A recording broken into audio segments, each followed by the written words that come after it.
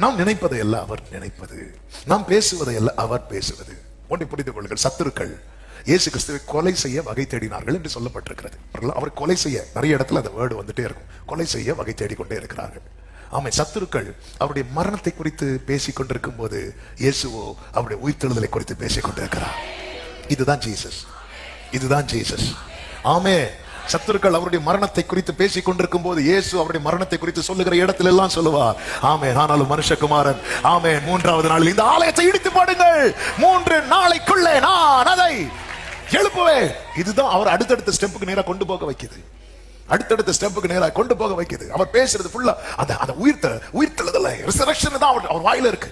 ஆமென். ஒன்றை புரிந்து கொள்ளுங்கள், அவர் உயிரோடு இருக்கிறார் என்று பேசின யோபுவே உயிர்த்தெழுந்தான். எல்லா சரீரம் எல்லாம் எப்படி போச்சு தெரியுமா? ஃபுல்லா உச்சந்தலை முதல் உள்ளங்கால் வரை புண்கள், wealth complete down, health complete down. ஆனாலும் சொல்லுகிறார், என் மீட்பர் உயிரோடு இருக்கிறார், அவன் உயிர்ப்பிக்கப்படுகிறான். மார்த்தாளும் மரியாளும் லாசருவின் மரணத்தை குறித்து பேசிட்டு இருக்கிறாங்க, இயேசு அவனுடைய உயிர்த்தெழுதலை பேசுகிறார். யவீருவின் வீட்டார், யவீருவின் மகளின் மரணத்தை குறித்து பேசும்போது இயேசு அவளுடைய உயிர்த்தெழுதலை குறித்து பேசுகிறார். எனவேதான் உன்னை சுற்றி இருக்கிறவர்கள் உன் தரித்திரத்தை, உன் அவமானத்தை, உன் பஞ்சத்தை, உன் வேதனையை பேசும்போது அவர் சொல்லுகிறார், நான் அவர்களுக்கு கீர்த்தியுள்ள கைகளை தட்டி தேவனுக்கு மகிமை.